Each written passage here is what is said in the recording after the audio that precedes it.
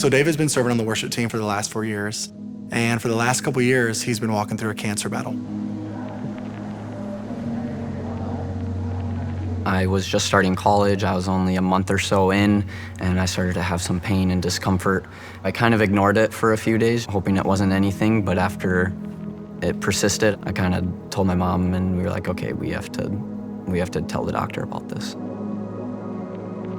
When the biopsy came back, it showed that it was 85% seminoma, which is a type of cancer cell. I got the mass removed. I spent a few months recovering, and that's when they found that the lymph nodes were starting to grow and that the cancer has spread to those as well. They recommended that I do 2 rounds of preventative chemotherapy. Now I'm experiencing not only a surgery, but it's these drugs that I had always feared my entire life of hearing people who would throw up and, lose their hair. And so it was kind of just a whole nother obstacle that I was not ready for.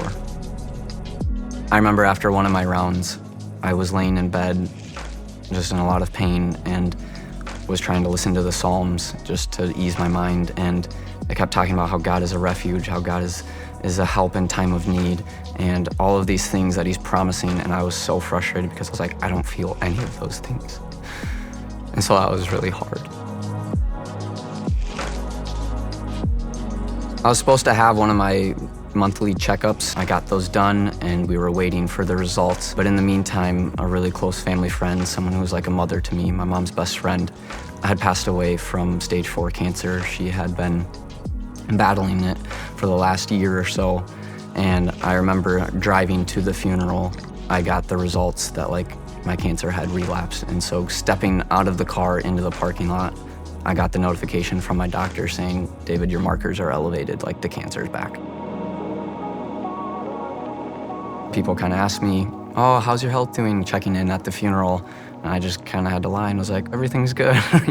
Deep down I knew it was not good. I ended up telling my mom and my dad, and it was a really hard thing to tell them because I knew it affected them just as much as it affected me.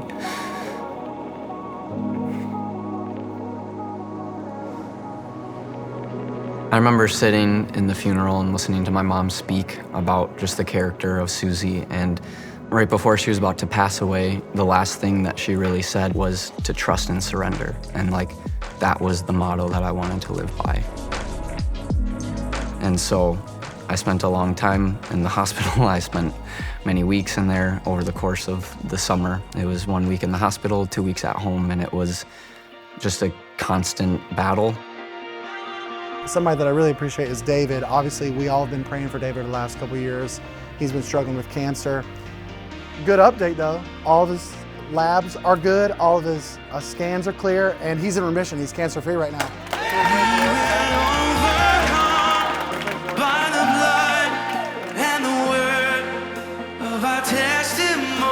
My most recent scan was clear, and so I've been praising God for that, and each day I wake up thanking him that I'm alive, that I have breath in my lungs.